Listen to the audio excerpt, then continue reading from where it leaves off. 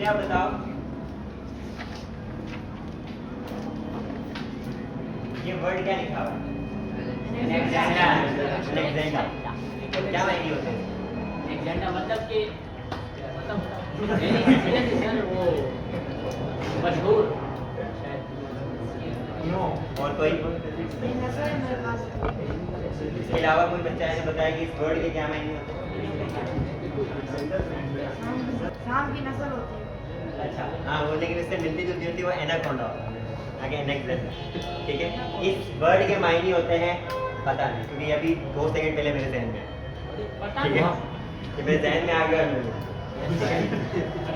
ये पता नहीं, ठीक है, ये अभी 10 सेकंड पहले मैंने एनाकोंडा सोचा और एनाकोंडा को चेंज करके मैंने एनेक्जेंडर कर दिया। ठीक है, बहरहाल इसके मायने क्या थे कि अगर कोई भी चीज़ आप लोगों ने पढ़ तो लिया ना ये वर्ड, लेकिन पढ़ने का कोई फायदा हुआ? यानी कि आपने रीडिंग की लेकिन उसको कॉम्प्रीहेंड नहीं किया, इसके कोई मायने क्रिएट नहीं हुए आपके तरफ। तो रीडिंग कॉम्प्रीहेंशन के क्या मायने है कि कोई चीज़ पढ़ना लेकिन उस पढ़ के समझना। ठीक है, अगर वो समझ नहीं हो रही तो वो रीडिंग तो हो रही है लेकिन कॉम्प्रीहेंशन नहीं हो रही। ठीक है, ये बात है। तो हमारा जो मकसद है क्लास का वो क्या है कि हम कोई भी आर्टिकल उठाएं, कोई भी हम राइटिंग उठाएं, उसको पढ़ें। ठीक है, पढ़ तो आप में से ज़्यादातर लेंगे, लेकिन पढ़ने का कोई फ़ायदा समझ से कर पाएगा। ठीक है, तो ये है मकसद। आज हम जो पढ़ने जा रहे हैं रीडिंग क्वेश्चन टाइप, यानी कि किस तरह एक आर्टिकल, देखो जब भी आपके पास रीडिंग कॉम्प्रिहेंशन होगा तो जाहिर सी बात है कोई राइटिंग, कोई आर्टिकल, कोई भी चीज़ इस तरह की मटेरियल आपके सामने है। ठीक है, उसको आपने पढ़ना है, लेकिन किस तरह पढ़ना है ये डिपेंड करता है कि आपसे वो किस तरह कॉम्प्रीहेंड करवाया जा रहा है। मतलब आप जैसे आप ऐसे ही नॉर्मल लाइफ में पढ़ोगे, कोई न्यूज़पेपर जैसे सपोज पढ़ते हो, उर्दू में भी पढ़ते हो, तो आप कैसे पढ़ते हो? बहुत सारी चीज़ों के लिए आपको बहुत गहराई से एक एक चीज़ देखनी पड़ती है। मतलब कोई जैसे सपोज बजट आया, अब बजट का कोई आर्टिकल होगा तो उसके अंदर क्या होगा? न्यूमेरिकल डेटा ही डेटा होगा कि इसके लिए इतने % रखा गया, उसके लिए इतने % रखा गया, उसमें इतनी कमियां हैं। उसको जब जिस तरह आप पढ़ोगे उसके मुकाबले में कोई अगर कोई स्टोरी है या फिर एक जर्नल न्यूज़ है, ठीक है, वाक़या होगा, उसको पढ़ने का तरीका एक अलग होगा। ठीक है, तो अब हमें जब इंग्लिश पढ़ रहे हैं तो हमें ये देखना होगा कि हमसे जो सवाल पूछे जा रहे हैं वो किस तरह पूछे जा रहे हैं। ठीक है, खासकर जब हम किसी टेस्ट वगैरह के लिए, तो अभी हम 2 टाइप्स पढ़ने लगे। अच्छा, जो लोग इंटरमीडिएट हैं उनको तो ये जो चीज़ हम पढ़ा, देखो आपको जो ये तैयारी करवाई जा रही है, जाहिर सी बात है टोटल इंग्लिश तो सिखाई नहीं जा सकती। आपको स्कूल वाले 12 साल में नहीं सिखा सकते, तो हम 8 दिन में कैसे सिखाएं?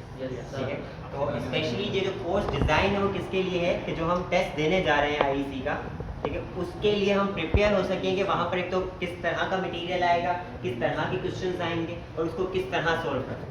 ये ना हो कि आप जब टेस्ट में बैठो तो आपको पता चले कि ये क्या है। ठीक है, तो अभी पता चल जाएगा ये क्या है। ठीक है, इसका फ़ायदा क्या होगा कि कम से कम आप जहनी तौर पर प्रिपेयर हो। देखो एक बच्चा जिसको बिल्कुल भी नहीं बिल्कुल आता भी हो, मतलब अच्छी इंग्लिश है उसके लिए भी कोई नई चीज़ सामने आ जाएगी ना टेस्ट वाले दिन, वो भी नहीं अच्छे से कर पाएगा। ठीक है, तो ये है कि जो जिन बच्चों की एक बेटर इंग्लिश है, जिनकी अंडरस्टैंडिंग अच्छी है, उनको प्रिपेयर करवाने के लिए, और जो बच्चे थोड़ा उनको लगता है कि उनकी अंडरस्टैंडिंग कम है, तो मैंने अंडर मैट्रिक जो कहा है उनके लिए हो सकता है कि प्रॉब्लम हो, तो उनको कम से कम समझ आ जाएगी इन क्लासेस के बाद कि इंग्लिश सीखी किस तरह जाए।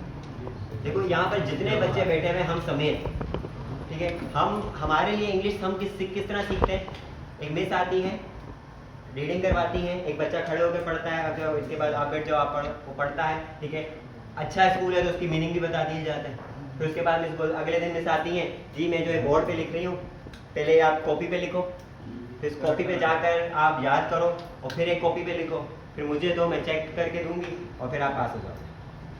क्या हम में से कितने बच्चे क्या है इस सिस्टम से हम इंग्लिश सीख गए? ठीक है, जहाँ पर ओ लेवल में एक बच्चा 1 साल के अंदर इम्प्रूवमेंट दिखाता है ना, हमारे ग्रेजुएशन के बच्चे उस टोटल नहीं कर पाते। मैंने खुद देखा है कि कुछ बच्चे जो कि 7th तक नॉर्मल पढ़ रहे थे, लेकिन ओ लेवल में जैसे ही आए तो 1-1.5 साल के अंदर उनकी इंग्लिश इतनी इम्प्रूव हुई कि आप उनका कंपैरिजन इंटरमीडिएट पास बच्चों से भी नहीं कर सकते। फर्क क्या हुआ? क्या बच्चे चेंज हो गए या बच्चे रातों रात जीनियस हो गए? क्या फर्क हुआ? पढ़ाने का। पहले वो पढ़ रहे थे नॉर्मल सिस्टम में, बाद में आ गया वो कैम्ब्रिज सिस्टम, और कैम्ब्रिज सिस्टम की इंग्लिश पढ़ाने की जो तरीका है वो बिल्कुल चेंज है। और ये अप्रोक्सीमेटली वही, ठीक है, इंग्लिश में जो हम आइल्स देते हैं, जो international English language testing system है, जहाँ पर आपको पता होगा कि एक टेस्ट दिया जाता है और फिर टेस्ट के बाद बैंड आते हैं, 9 में से बैंड होते हैं। बहरहाल आपको कहीं भी बाहर अब्रॉड जाना है, पढ़ने के लिए जाना है, किसी और काम के लिए जाना है, तो आपको आइल्स का एग्जाम देना पड़ता है। तो आइल्स वाले जो टेस्ट लेते हैं वो 4 चीज़ों का लेते हैं, reading, listening, speaking and writing. ये 4 चीज़ों को जज करते हैं, अलग अलग। इस हाँ बिल्कुल सर कल सर ने कहा कि 2 चीज़ों का लेते थे। हाँ, मैं आपको बता रहा हूँ, आइल्स वाले 4 चीज़ का लेते हैं, लेकिन जो इस टेस्ट के लिए हम तैयारी कर रहे हैं ये सिर्फ 2 चीज़ों का। ठीक है, ये लोग किस चीज़ का लेंगे? रीडिंग का और लिसनिंग का। इसकी वजह क्या है? क्योंकि ये इंग्लिश का टेस्ट इसलिए दिया जा रहा है कि आप क्या पढ़ सकोगे कि नहीं पढ़ सकोगे। क्योंकि आपको जो रिकॉर्डेड कोर्सेज मिलेंगे वो तो 100% इंग्लिश में होंगे। तो अगर आपको लिसन करना अच्छे से आता है और रीड करना अच्छे से आता है तो आपके लिए प्रॉब्लम ही नहीं होगा।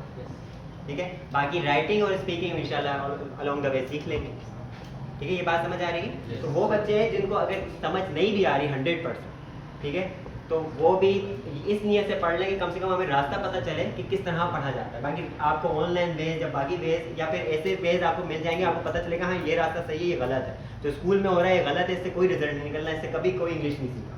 ठीक है, और ये वाला रास्ता है अगर मैं चलना चाहूँ। ठीक है, आगे चलते हैं। बहरहाल हम लोग अभी 2 रीडिंग क्वेश्चन देखने जा रहे हैं कि किस टाइप के होते हैं। इसमें से अभी 2 मेन टाइप्स हम पढ़ने जा रहे हैं। The first type is match the heading, the second type is true और नॉट। और मैनी मोर और भी होते हैं, मैं इस वजह से मैनी मोर लिखा है कि आप ये ना समझो कि भाई यही 2 टाइप है। ठीक है, हम पढ़ने 2 टाइप के ही जा रहे हैं। First one is match the heading.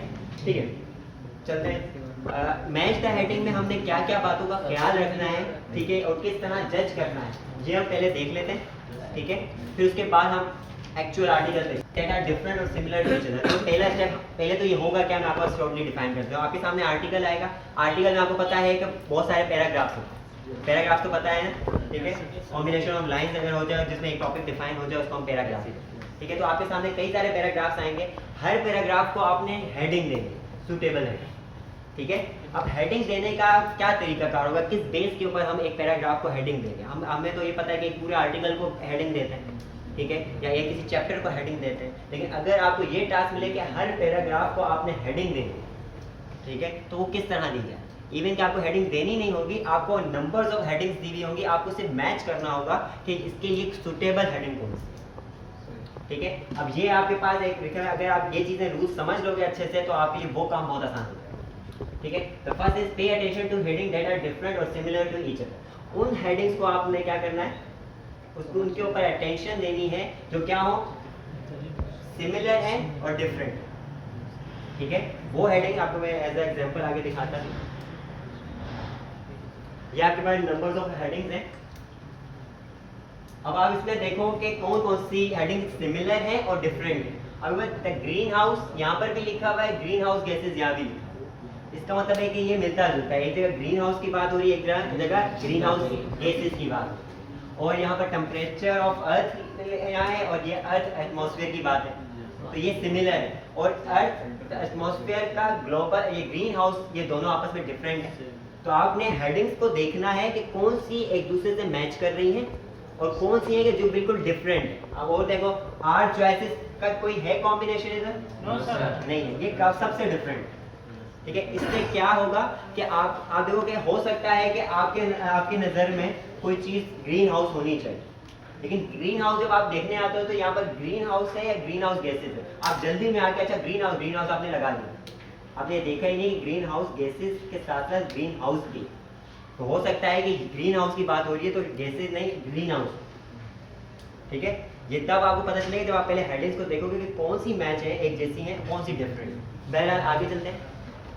Spend time paragraphing, spend time paraphrasing keyword in the possible heading. ठीक है, आप पैराफ्रेजिंग क्या होता है कि किसी चीज़ को अपने अल्फाज में बयान करें, किसी और अल्फाज में बयान। ठीक है, अक्सर होता है ना कि हम एक वाक्य होता है तो एज इट इज तो नहीं बताते, वही वाक्य को बस अपने अल्फाज में बता रहे होते हैं लेकिन मीनिंग वही होती है। तो इसको क्या कहते हैं, पैराफ्रेज, अपने अल्फाज में बयान।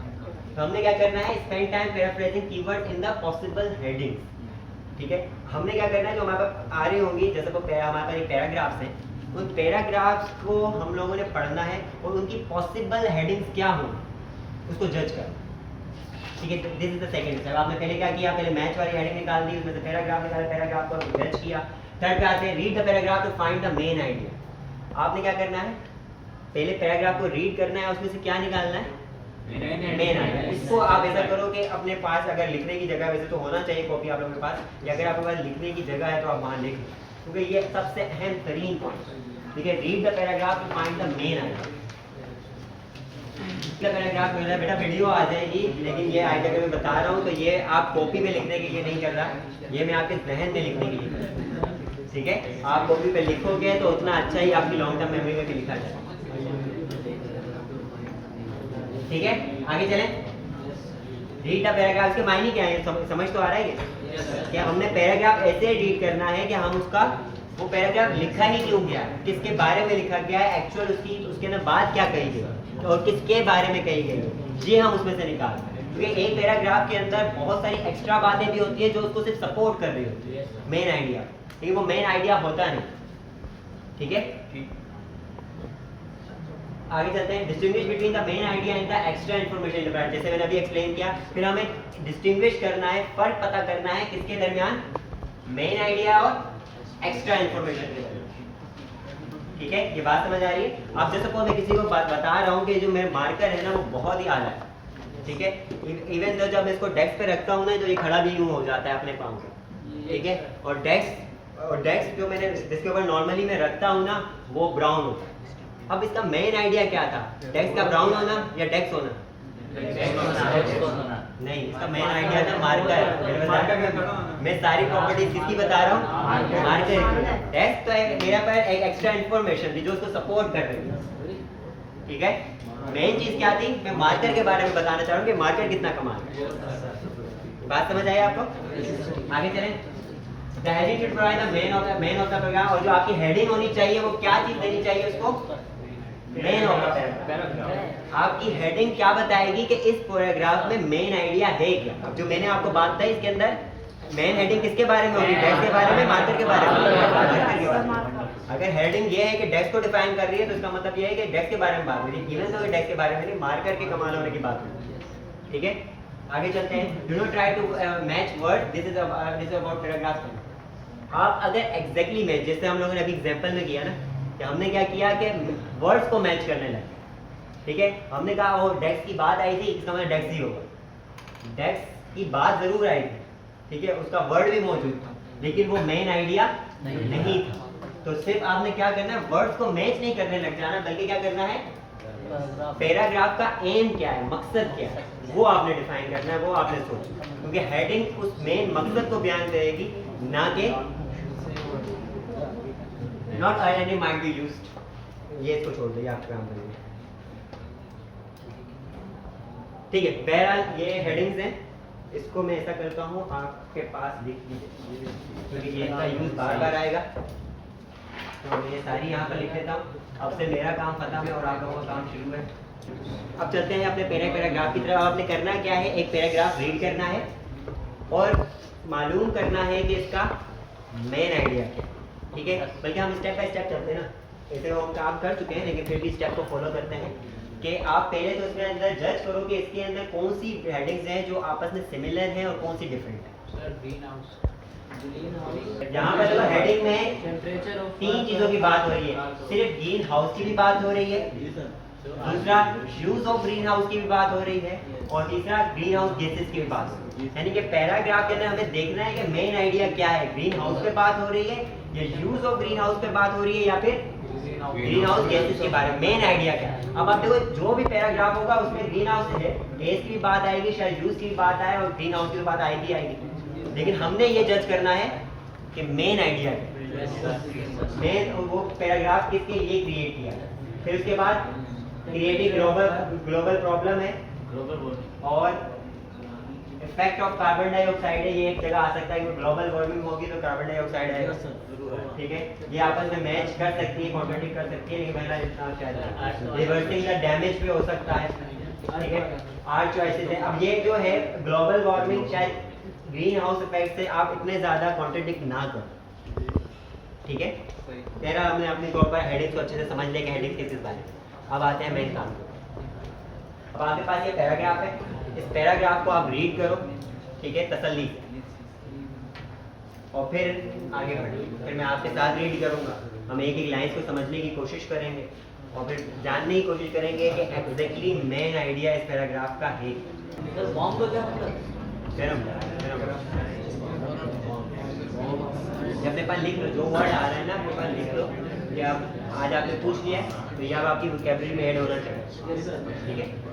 कभी भी 100% डिक्शनरी तो कोई भी याद नहीं कर सकता, लेकिन जितने भी नॉर्मल वर्ड हैं जो कॉमन रीडिंग लिस्टिंग में आते हैं वो आपको ज़्यादा जल्दी याद होंगे, ठीक है। अब एक एक करके समझो। चलो, अर्थ एटमॉस्फेयर, कितने बच्चे अर्थ एटमॉस्फेयर के साथ? वजह बताओ बच्चे, क्या क्यों अर्थ एटमॉस्फेयर से आप क्यों होना चाहिए? बेटा ये वाला अगर हंसने आए तो सबसे पहले मैं हंसूंगा, ठीक है, और मैं सिर्फ अकेला नहीं हंसूंगा, सबको साथ लेके हंसूंगा, ठीक है। तो हंसने हम यहाँ पर सीखने ही आए ना, तो सीखने क्यों आता है बंदा? जब जिसके पास कोई चीज़ नहीं होती तो तभी सीखने आता है।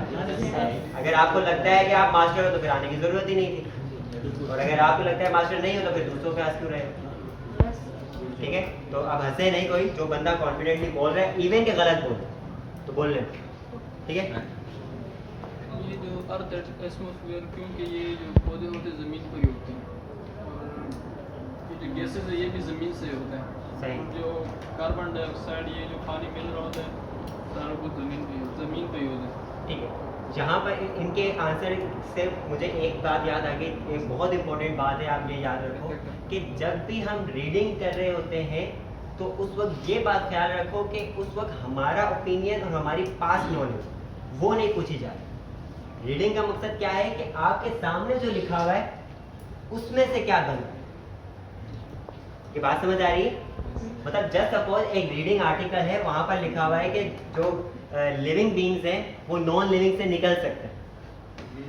आप बोलो कि यहाँ पर मैच राइडिंग में कि आप तो बता के तो पहले तो ये हो ही नहीं सकता, भले आपकी नॉलेज ये कहती है कि ये नहीं हो सकता, लेकिन बहरहाल आर्टिकल में भी क्या लिखा हुआ है कि हो सकता, क्योंकि आप यहाँ पर अपनी नॉलेज का टेस्ट देने नहीं आए। किसका टेस्ट देने आए हो? Reading comprehension. रीडिंग कॉम्प्रिहेंशन का मतलब क्या है? इस वक्त जो आर्टिकल में वो क्या लिखा, ठीक है। आपकी असम्पशन, आपकी प्रीवियस नॉलेज अभी वो मैटर नहीं करती, ठीक है। तो आप मुझे बताओ कि इस पैराग्राफ में आपको क्यों लगता है कि एटमॉस्फेयर आंसर होना चाहिए?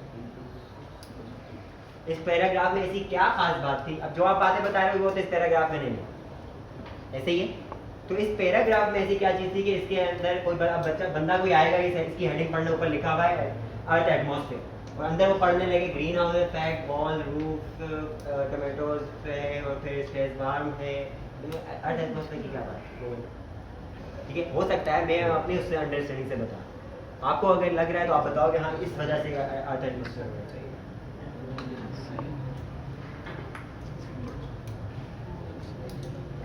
ठीक है, कोई वजह नहीं, आगे चलते हैं एक अगले ऑप्शन की तरफ। Effect of carbon dioxide. कौन है इफेक्ट ऑफ कार्बन डाइऑक्साइड वाले के साथ? बेटा देखो, अगर जो भी बोल रहे हो ना कॉन्फिडेंटली बोल। अगर आपको ये लगता है कि ये साथ वाले जो आपके बैठे हैं वो हंसेंगे या कुछ बोल देंगे, ये बोलोगे नहीं कि घर पे कोई नहीं सुनता। आप बोल दो, कॉन्फिडेंटली बोल दो, जो भी जो दिल में आए बोल दो। 2 दिन बाद ये बात किसी को भी याद नहीं है, ठीक है। अगर वो नहीं बोलना चाह रहे तो मैं आगे चलता हूँ, सही है। बाद में आखिर में बहुत सही आंसर निकले तो फिर पछताते रहेंगे, ठीक है। बहरहाल आते हैं कौन है तो कौन सी उठाऊँ, जिसके इनके ज़्यादा वोट है ना, ज़्यादा वोट वालों को बाद में आते हैं। Green house gases, green house gases Mohammad I think आपने बोला था ग्रीन हाउस गैसेज, सही है। आप इसमें प्लांट्स की भी बातें हो रही हैं और हीट की भी बात हो रही है, तो सही है। इसका गैसेज, ग्रीन हाउस गैसेज से क्या रिलेशन? बता दीजिए।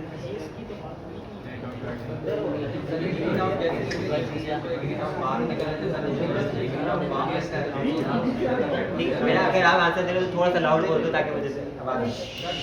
ग्रीन हाउस के अंदर जो गैसें होती है वो बाहर नहीं निकल सकती ना, इसी वजह से उसके अंदर जो या जितने पौधे वगैरह होते हैं या फ्रूट वगैरह वो पक जाते हैं। ठीक है, आप ये सही कह रहे हो कि आपकी नॉलेज है वो सही है कि अगर वो गैसेस बाहर नहीं निकल सकते, लेकिन हमने क्या करना है, द मेन आइडिया। आपको लगता है कि इस पैराग्राफ का जो मेन बात थी वो उस ग्रीन हाउस गैसेस के ऊपर थी, ऐसा था? आपको लग रहा है कि पूरे पैराग्राफ लिखा ही इसी वजह से गया है कि ग्रीन हाउस गैसेस के बारे में बताया गया। Yes sir. बोलो कुछ भी है, मैंने पहले कहा कि इनके बारे में भी सोचो।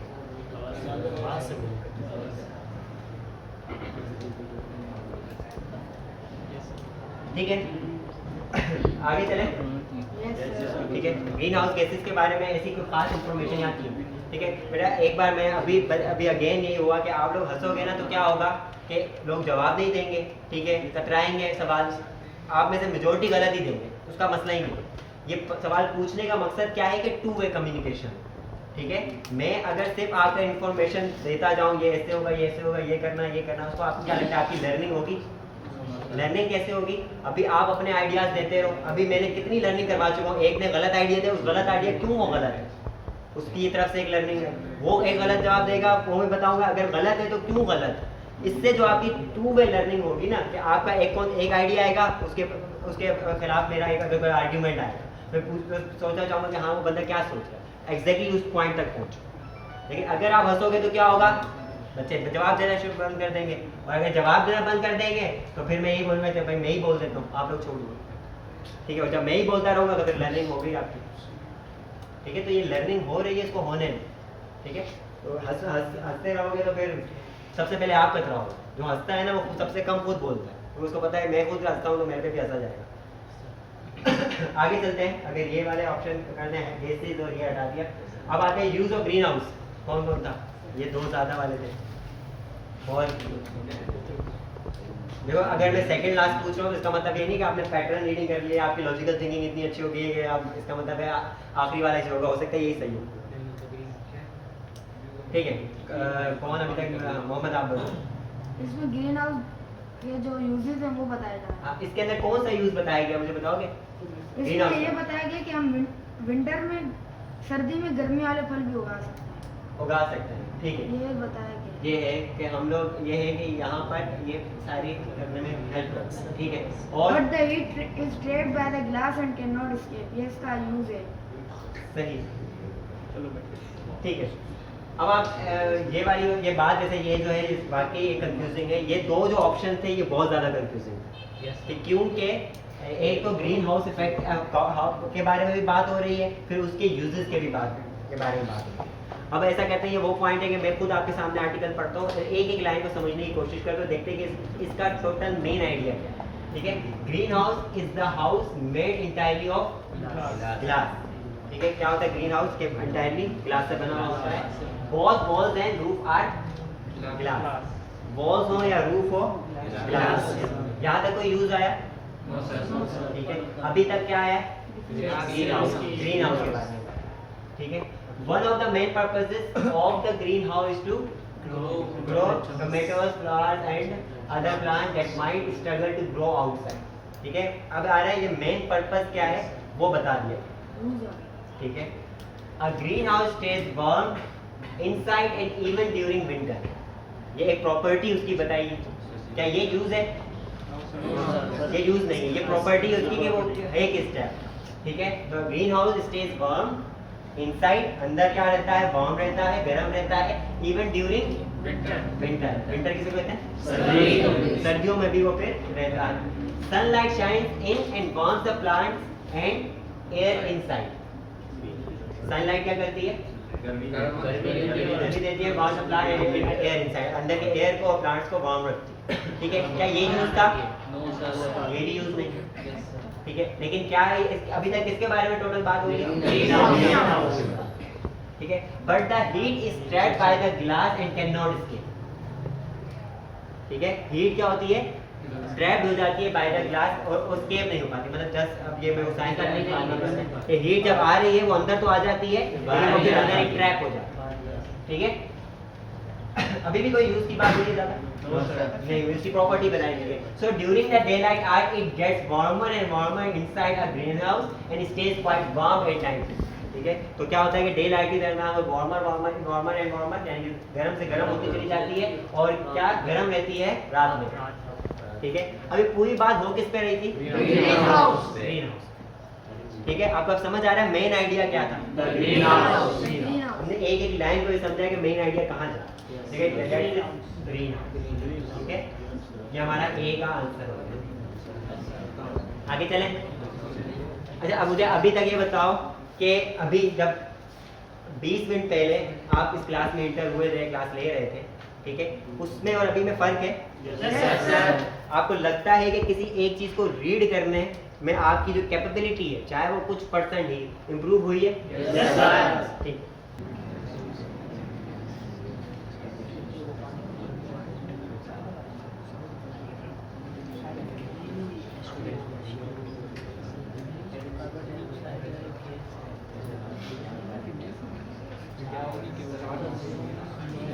ठीक है, पढ़ लिया आपने?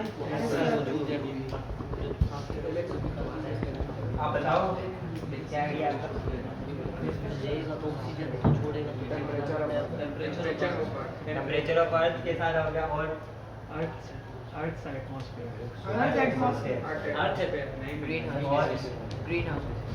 ग्रीन हाउस है या ग्रीन हाउस गैसेस या कुछ? कार्बन डाइऑक्साइड, कार्बन डाइऑक्साइड नहीं, लेकिन यहाँ पर भी स्टार्ट करेंगे। अब दो बच्चा है, आखिर की जो होंगी उस पर कर लेंगे। एटमॉस्फेयर किसने बोला? Why? मतलब क्यों आपको लगे कि ये मेन है? सर मेन आइडिया इसलिए क्योंकि हर सेंटेंस में जो है ना अर्थ एटमॉस्फेयर को ही एक्सप्लेन किया जा रहा है सही। किसी भी हवाले से। अच्छा, एक अर्थ एटमॉस्फेयर को एक्सप्लेन किया जा रहा है, लेकिन क्या इस पैराग्राफ को एक्सप्लेन करने का मकसद अर्थ एटमॉस्फेयर के बारे में कुछ बताना? यस सर, ठीक है, आपको मतलब कैसे लगता है? कौन सी बात है, आप पढ़ो आराम से और फिर देखो कि कौन सी बात है कि ये बताई पूरा ग्राफ है ही इसी वजह से अर्थ एटमॉस्फेयर को डिफाइन किया जाए। आपकी बात को ना मैं जब हम एक्सप्लेन में पढ़ते हैं ना उसमें वो करता हूँ, ठीक है। अगले में थे green house gases. Why green house gases? इसमें गैसेस के बारे में बताया जा रहा है, ग्रीन हाउस गैसेस। ठीक है, कहाँ पर? ये ग्रीन हाउस के सिमिलर होता है ये gases in the atmosphere can such, ये वाली बात, जी। ठीक है। अब आपको ये लग रहा है कि इसी गैसेस को डिफाइन करने के लिए पूरा पैराग्राफ लिखा गया? कैसे लग रहा है? नहीं, ये जो हीट ट्रैप होती है ग्रीन हाउस गैसेस की वजह से होती है। वजह से तो होती है, ठीक है। मैंने आपको बताया कि जो बैकवर्ड नॉलेज है उसको अभी छोड़ दो, ठीक है। अभी हम तो इस पैराग्राफ के अंदर कहाँ पर ये लिखा हुआ है कि ग्रीन हाउस की वजह से होती है, ये भी हो सकता है, अभी इसमें भी हो सकता है, ठीक है। लेकिन उसी की वजह से पूरा पैराग्राफ लिखा गया। ये बताओ कौन सी बात है? देखो इस लाइन में भी इसी की बात इशारा हो रहा है, इस लाइन में भी इसी की बात है, इसी के लिए इशारा हो रहा है, ठीक है। तो वो टोटल बात ही उसी की बात पड़ रही है और कोई सेकंड आइडिया है ही। आप भी ग्रीन हाउस गैसेस के साथ हो? अर्थ एटमॉस्फेयर ये वाला, हाँ जी। आप सर इसमें से कंपेयर किया गया है कि बताया गया कि अर्थ में जो एटमॉस्फेयर है कि अर्थ में जब मतलब दिन होता है, दिन में जब सूरज होता है तो उसका जो एनवायरनमेंट है वो हीट अप रहता है, यानी कि गर्म रहता है, और रात को उसका एनवायरनमेंट के हिसाब से वो कूल हो जाता है। मतलब अर्थ के एनवायरनमेंट के बारे में बताया गया किस तरह होता है। ठीक है, ये आपकी बात ठीक है। मैं इसको ना कंसिडरेशन में लेगा, आखिर टाइम कंसिडरेशन को लेके चलो, ठीक है। ये कोई बात ये है वो कंफ्यूजिंग पॉइंट जो कि इनमें से ना आपको अक्सर ना हेडिंग्स में एक दो में कंफ्यूजिंग आएगा कि ये हो या ये हो। ये उस कंफ्यूजिंग पॉइंट में से है। इंशाल्लाह इसको जब डिटेल में देखेंगे ना तो देखेंगे बाकी बात सारी एटमॉस्फेयर की तरफ जा रही है। और कोई है? ठीक है, ऑलरेडी मैं आपको बता रहा हूँ काम टाइम नहीं है, और ये चीज़ें वाकई एक टेक्निकल चीज़ है, इतनी आसान नहीं है। आप लोगों को जो बिल्कुल ही बिगिनर हो उसके तो बिल्कुल भी नहीं, ठीक है। लेकिन यहाँ पर आपको सिखाई इसी वजह से जा रही है। आप मैं सच बता रहा हूँ, ये आइल्स की चीज़ें, और आप अगर जाकर सिर्फ आइल्स की एक क्लास की आप सिर्फ अमाउंट पता कर लो ना तो आपको पता चल जाएगा, ठीक है। 28,000 रुपये सिर्फ एक महीने की क्लासेस के लेते हैं, यही तैयारी करवा। क्यों आपको बोला कि ये यूँ नॉर्मल नहीं करवाई जा सकती चीज़ इतनी टेक्निकल बेसिस पे, ठीक है। तो आप हो रही हैं तो आप प्लीज़ इसको सीरियसली ले करो। अभी आपने 28,000 पे किए हुए होते हैं ना, तो मैं तो देखता है एक लफ्ज़ भी तो निकलते हैं, आपकी आंखें यूँ फटे फटे देख रही होती हैं कि आपको पता है एक एक मिनट यहाँ पर सैकड़ों का। तो आप बोलो सर, जैसे रोशनी अंदर आती है ना तो जब वो बाहर जा रही होती है तो सर वो मतलब कांच को जो डैमेज करती है ना, तो इस वजह से मैंने सोचा कि रिवर्सिंग डैमेज। ठीक है। और आपको ये भी लगता है कि ये इसी वजह से ही पैराग्राफ लिखा गया? Yes sir. ये जो कांच में जो डैमेज हुआ है इसको रिवर्स करने के लिए कोई ये पैराग्राफ? Yes sir. ठीक है, आगे चलते हैं। मैं अभी जब एक्सप्लेन करूँगा ना फिर वो उस पर जाएंगे। उसमें आप वो करते हैं। अब आखिरी रह गया टेम्परेचर और सही है, टेम्परेचर के साथ कौन कौन टेम्परेचर ऑफ अर्थ के साथ और बस ये बाकी जो खामोश हवा में ये काम है, टेम्परेचर किसी के साथ नहीं खामोश तमाशा। ठीक है, कौन देना चाहेगा जवाब पहले? आपने तो गैसेस का भी दिया था, अभी इस पे आ गए। हम इससे आगे देंगे। अच्छा आप बताओ, एक ही हाथ में देंगे। सर ये क्या बता रहे हैं, थर्ड लाइन में earth surface warms up in the sunlight and अच्छा फिर हम बढ़ जाता है समझ sunlight। आपको क्या लगता है कि यार ये एक ही लाइन थी इसी वजह एक से? लाइन नहीं, नेक्स्ट लाइन में भी बोल रहा है अर्थ सरफेस कूल्स और लास्ट लाइन में बोल रहा है earth a warm and comfortable 59 degree. Again आगे वाला एक पॉइंट ये था कि आपने सिर्फ वर्ड नहीं देखना, आपने आइडिया देखना है कि इसी वार्म को बयान करने के लिए बात हो रही है। Yes sir. ठीक है, ये बस आप जो मैं आपके मेथोडोलॉजी पे कर रहा हूँ कि ये वार्म का सिर्फ आप जो वर्ड स्कैन कर रहे हो ना, ये चीज़ गलत है। क्योंकि हो सकता है कि एक वर्ड 3-4 बार आया हो वो मेन आइडिया ना हो। ठीक है, जैसे मैंने मार्कर वाली एग्जांपल दी थी, मार्कर इतना अच्छा है, मैं बार बार बोलूँ कि डेस्क के ऊपर रखते हैं तो ऐसा करते हैं, फिर डेस्क को अगर उल्टा करके रखें तो इस तरह होगा, फिर डेस्क को इस तरह करें तो अब बार बार डेस्क आ रहा है तो आप बोलोगे नहीं डेस्क है, इस वजह से मेन आइडिया डेस्क आइडिया फिर भी नहीं सर बनेगा, टेम्परेचर 3-4 बार बता आएगा। रहा वार्म गर्म हो रहा है, वो टेम्परेचर तो बता रहा है उसके बाद। ठीक है, अब आते हैं, मैं हम लोग रीड करते हैं the earth is similar thing to a green. ठीक है, अब वो जो ग्रीन हाउस हमने पहले पैराग्राफ में पढ़ा था कि एक होता है ग्लास के जिसमें वॉल्स भी होती है, उसमें वहाँ आकर जो हीट है वो ट्रैप हो जाती है, तो अर्थ क्या करता है, एक्सपीरियंस करता है सिमिलर इफेक्ट। ठीक है, ग्रीन हाउस इफेक्ट जो होता है वो एक्सपीरियंस करता है। Gases in the atmosphere such as carbon dioxide toward the roof of the green house gases in the atmosphere, तो गैसेस इन एटमॉस्फेयर में बिल्कुल एग्जैक्टली वही काम करती है जो कि क्या कर रही होती है, रूफ ऑफ ग्रीन हाउस। ठीक है, रूफ ऑफ ग्रीन हाउस क्या करती है कि हीट को वापस जाने नहीं देती, यही काम एटमॉस्फेयर में कौन करता है, गैसेस। अभी फिलहाल सच है आप गैसेस कर रही हैं, लेकिन उन्होंने एग्जांपल के तौर पर कार्बन डाइऑक्साइड। अगर आप इस पैराग्राफ में ये उठा लोगे कि पैराग्राफ में ये लिखा हुआ है कि कार्बन डाइऑक्साइड करती है तो वो गलत हो सकता है। Carbon dioxide is just an example, carbon dioxide के अलावा भी कुछ हो सकता है। ठीक है, अब सवाल वाला यही पकड़ेगा कि आपने पैराग्राफ को किस तरह रीड किया, कि आपने गैसेस का वर्ड भी डाल देगा, कार्बन डाइऑक्साइड भी डाल देगा, इसमें से सही कौन सा? ठीक है, आगे चलते हैं। During the day the sun shines through the atmosphere. ठीक है, ड्यूरिंग द डे क्या होगा, सनशाइन होगा ड्यूरिंग द डे। यहाँ तक बात समझ आ रही है, कोई issue? Earth surface warm up in the sunlight, और अब क्या होगा, अर्थ सरफेस वार्म अप। अब यहाँ तक जो जितने भी आइडियाज हैं हम उसको कंपाइल करने देते हैं कि अर्थ जो है वो एक्सपीरियंस कर रही है ग्रीन हाउस इफेक्ट, गैसेस जो हैं वो इफेक्ट डाल रही हैं रूफ वाला। ठीक है, और during the day sunshine through atmosphere पे वो करता है, और क्या करता है, वार्म करता है अर्थ सरफेस। ये बात समझ आ गई? अब तक यहाँ पर ये आएगी। At night earth surface cools, और रात को क्या होता है, अर्थ सरफेस कूल होता है। ठीक है, releasing the heat back into the air. तो अर्थ क्या होती है कि वो जो जितनी दिन को आई है हमारे पास हीट आई है उसको रिलीज कर रही है। ठीक है, अब ये तीनों, ये यहाँ से लाइंस अब आपको आइडिया देने लगी हैं कि कहाँ जा रही है बात, तो आपको लग रहा है कि बात किसकी हो रही है, अर्थ के वार्म होने की या कूल होने की। अब जो सारी चीज बनाई, अगर शुरू में ये बैकग्राउंड बनाया भी गया है, अगर बताया गया है कि ग्रीन हाउस इफेक्ट करेगा, ग्रीन हाउस में गैसेस ये पार्ट प्ले करेंगी, लेकिन ये पार्ट प्ले हो किस सब के लिए रहा है, अर्थ को वार्म अप करने के लिए, और वो पूरा उसके ऊपर एक बना रहे बैकग्राउंड। ठीक है, but some of the heat is trapped by the green house gases in the atmosphere. ठीक है, तो सम ऑफ द हीट क्या होगी, वो ट्रैप हो जाएगी। जिस तरह ग्रीन हाउस के अंदर वो जो ग्लास था वो ट्रैप कर रहा था, इधर क्या ट्रैप करेगा, वो गैसेस जो वो ग्लास का काम करता है। ठीक है, अगेन ये भी किसकी तरफ इशारा कर रहा है, ट्रैप होगा तो क्या होगा, अर्थ का जो एटमॉस्फेयर है वो क्या होगा, हीट अप होगा, ये भी उसी तरफ जा रहा है। That is keeps our earth warm, ये क्या करती है, हमारे अर्थ को वार्म रखती है, गर्म रखती है, और क्या करती है, comfortable 59 degree centigrade sorry Fahrenheit on average. ठीक है, अब आपको ये समझ आ रहा है कि हर बार इशारे किस तरफ कर रही है, ये पूरा पैराग्राफ क्यों लिखा गया है। अब दोबारा आप पढ़ोगे ना आपको लगेगा हर बात बताएं, ये पूरा पैराग्राफ लिखा ही इस वजह से गया है कि अर्थ का एटमॉस्फेयर पे या हीट के ऊपर कितना चेंज है। ठीक है, जहाँ तो आप समझ लो कि पूरी बात इस चीज़ पे होगी, और पिछली वाली बात आपको लग रहा है कि बस इसको कनेक्ट करने के लिए प्रीवियस नॉलेज से वो लगे। ठीक है, तो द राइट हेडिंग इज अब आप देखो पहली बार अगर ये पढ़ रहे हो, ऊपर लिखा हुआ है टेम्परेचर ऑफ अर्थ, तो आपको क्या लगता है कि अब बात हुई बाकी टेम्परेचर ऑफ अर्थ के बारे में हो रही है? अगर ये कंफ्यूजिंग पॉइंट आता है अर्थ एटमॉस्फेयर, अगर ये अर्थ एटमॉस्फेयर के बारे में बात होती तो अर्थ एटमॉस्फेयर की बाकी चीजें भी तो आती ना। ये बात समझ आ रही है? यहाँ पर सिर्फ अर्थ एटमॉस्फेयर की हीट की क्यों बात हो रही है?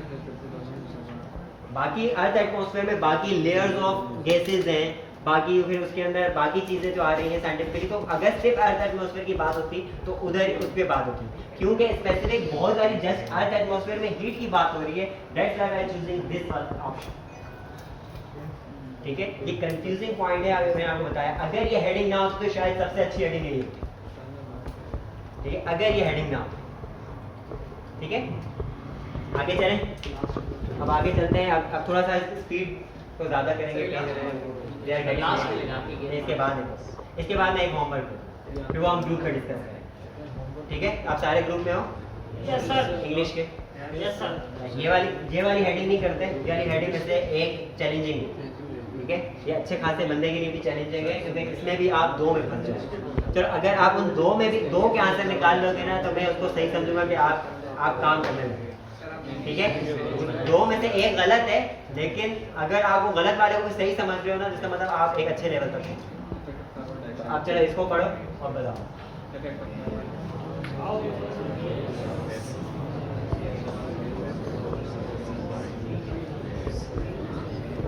हो गया? ठीक है, आते हैं, कौन देगा जवाब? सारे पिछले ऑप्शन में और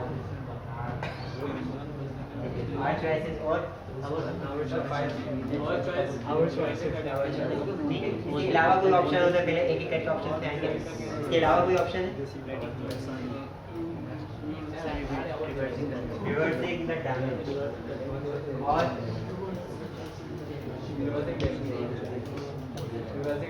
रिवर्सिंग डैमेज। ठीक, इसके अलावा कोई ऑप्शन कोई है? जिनका ये दोनों हैं वो तो अभी देखते हैं। इसके अलावा कोई किसी को लगता है कि इन दोनों के अलावा कोई हो सकती है? नहीं। ठीक है, अब देखो आप लोग कम से कम इस तैयारी इसके लिए अच्छी हो गई है कि आपने जो ऑप्शन चूज किए हैं ना, ये कोई कंफ्यूजिंग ऑप्शन, ठीक है, जिसमें बंदा कंफ्यूज होगा। और अगर आप इतना भी कर रहे हो ना, इसका मतलब आप अच्छे हो। ये जो मैं आपसे करवा रहा हूँ ना, ये टेस्ट से ज़्यादा हार्ड, टेस्ट इससे हल्का हो। ठीक है, कि मैं हार्ड क्यों करवा रहा हूँ? ताकि मैं इसके अंदर हर चीज़ कवर हो। ठीक है, एक एक पॉइंट कवर हो। Yes sir. ठीक है, तो इस वजह से मैं थोड़ा हार्ड कर रहा हूँ। ये टेस्ट इंशाल्लाह इससे हल्का होगा। ठीक है, और ये चीज़ आप कर पा रहे हो तो वहाँ पर कुछ चीज़ें तो इतनी आसान होगी, नॉर्मली जब शुरू कोर्स में आएंगी या फिर कुछ एग्जैक्टली आइडिया आ रहा होगा, तो इतना मसला नहीं होगा। पहले आते हैं ये दो इसके ऊपर, एक एक करके पढ़ते हुए, दोनों ही कंफ्यूजिंग है, तो देखते हैं क्या चीज़ कंफ्यूज है। मेरी scientist agree that the damage to the earth atmosphere and climate is pass the point of no return. यहाँ तक क्या बात हो रही है कि कुछ साइंटिस्ट का ओपिनियन है, एग्री कर रहे हैं, इसका मतलब है कि इस चीज़ का ओपिनियन रखते हैं कि अर्थ एटमॉस्फेयर एंड क्लाइमेट वो पॉइंट पास कर चुका है, और वो किस पॉइंट पे आ गया है? No return. और that the damage is near the point of no return, या फिर डैमेज जो है वो किस पॉइंट तक पहुंच गया है? No return. ठीक है, यहाँ पर बात समझ आ गई है। यहाँ पर दो बातें हो रही हैं कि एक तो साइंटिस्ट का ओपिनियन बताया जा रहा है, फिर ओपिनियन में दो चीज़ें हैं, या तो हम वो पॉइंट पास कर चुके हैं कि आप कोई रास्ता नहीं है, पॉइंट ऑफ नो रिटर्न वाला आगे भी, उससे भी आगे चलेगा, या फिर तकरीबन हम बहुत करीब है पॉइंट ऑफ नो रिटर्न। एक पॉइंट अभी आ ही गया है, तकरीबन एक बता रहा है कि वो पॉइंट आ चुका है कि आप रिटर्न का कोई रास्ता ही नहीं, अब यही, और एक ही आप बिल्कुल करीब। अब तक क्या आया है? ओपिनियन आया है दो चीज़ों के बारे। ठीक है, आगे चलें। इन जोसेफ वार्नर्स ओपिनियन, ये जोसेफ वार्नर्स कौन है?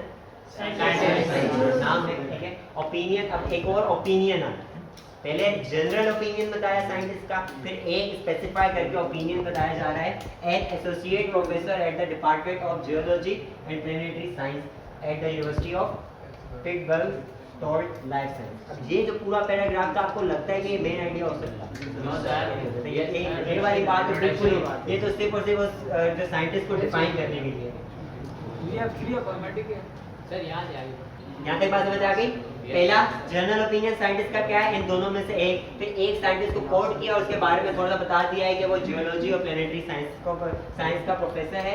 दूसरी बात क्या है कि वो इस यूनिवर्सिटी का, ठीक है। वी हैव 3 ऑप्शन, उनका ओपिनियन डिफाइन किया गया है कि वी हैव 3 ऑप्शन। 3 ऑप्शन में क्या है, firstly to do nothing and live with the consequences, ठीक है। क्या करें, कुछ भी ना करें, जो चल रहा है चलने दें, और जो भी कॉन्सिक्वेंसेज होंगे, यानी कि जो भी हमें हालात सामने करना पड़ेगा वो बस देखेंगे। सेकंड ओपिनियन क्या है, और सेकंड रास्ता क्या है, to adapt to changing climate which include things like rising sea level and related flooding. दूसरा क्या है कि हम अडेप्ट कर रहे हैं उससे, जो भी होने वाला ग्लोबल वार्मिंग की वजह से क्या क्या हो सकता है, जो सी लेवल है वो राइज हो सकता है, और क्या आ सकता है, फ्लड आ सकता है। फ्लड इसे कहते हैं सैलाब, ठीक है। तो हम लोग आएंगे फिर अडेप्ट करना है, ठीक है।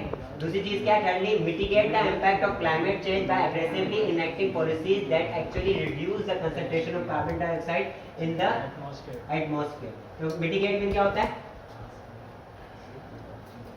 कम टू मिटिगेट, कम करना impact of climate change.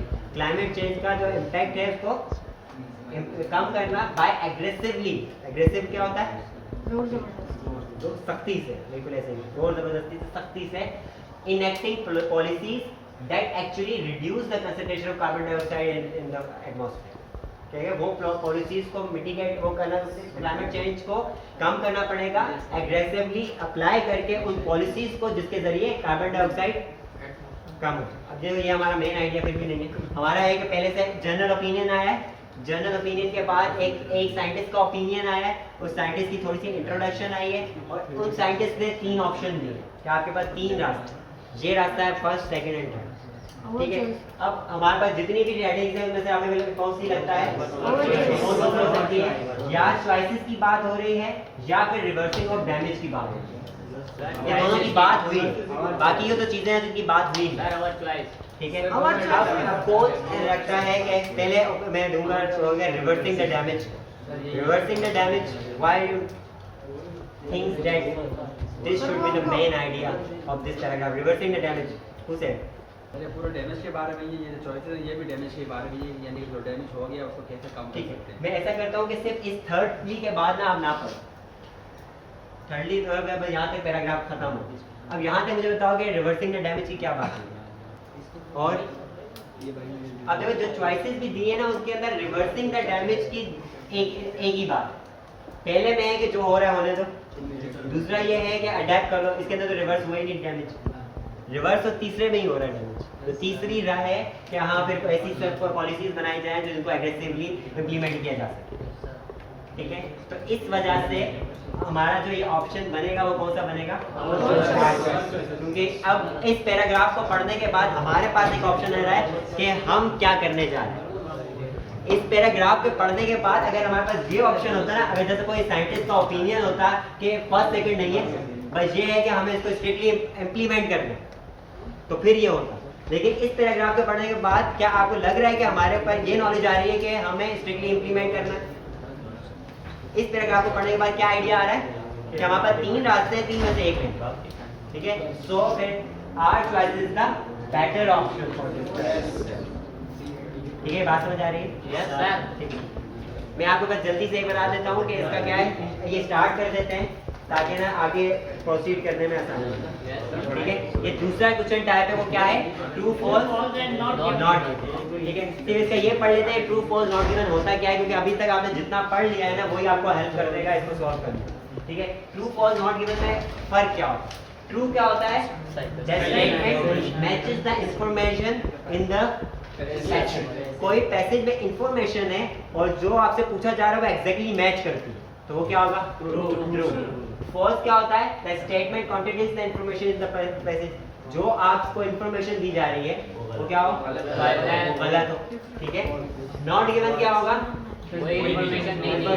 Not found in the passage, वो इंफॉर्मेशन मिले ही, ठीक है।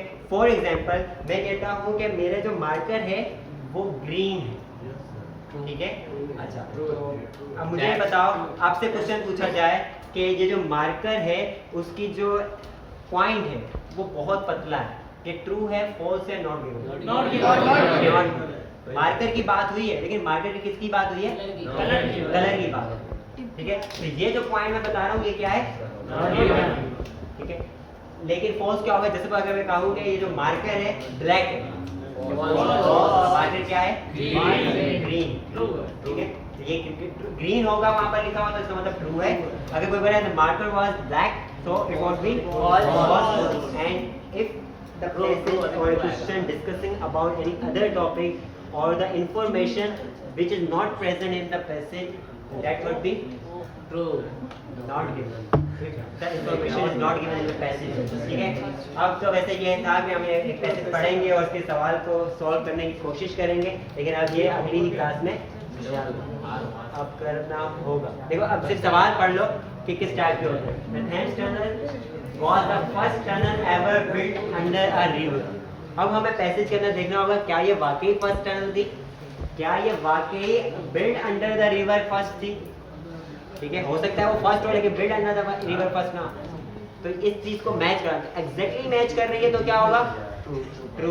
अगर इसका कोई ऑपोजिट है, फर्स्ट नहीं सेकंड लिखा हुआ था, तो ये क्या हुआ, फॉल्स। और अगर थेम्स टनल की या उसके फर्स्ट या सेकंड होने की बात ही नहीं तो फिर क्या हुआ, ठीक है। इंशाल्लाह नेक्स्ट क्लास के अंदर हम ये सॉल्व करने की कोशिश करेंगे इंशाल्लाह। बाकी तो एक क्वेश्चन है वो हम ग्रुप में अच्छे से डिस्कस करेंगे, आपका टेक पार्ट करना है।